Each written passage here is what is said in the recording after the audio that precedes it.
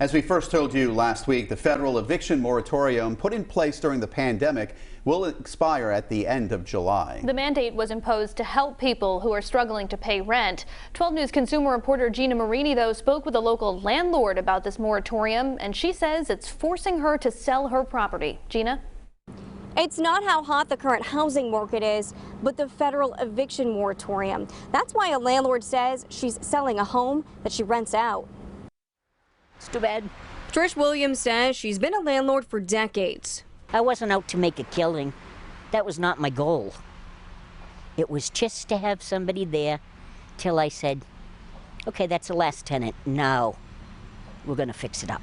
Williams says she bought this property with the intent of it becoming her retirement home, but has been renting it out until that time. I was going to put the porch in, rip the trees out. I have all kinds of plans for it. The federal eviction moratorium was put in place to prevent out-of-work and low-income tenants from getting kicked out for not paying their rent. Experts say the policy has kept scores of people from ending up homeless.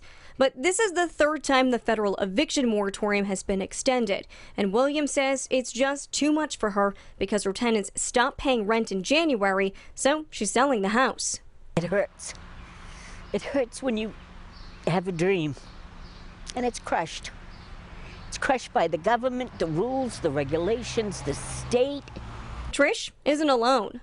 No landlord wants to ever evict somebody, certainly not in a pandemic.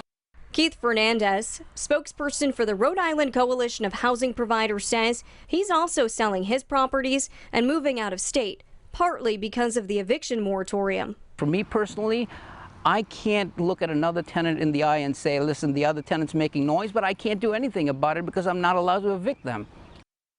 Williams says she was eventually able to evict the tenants for issues other than non-payment.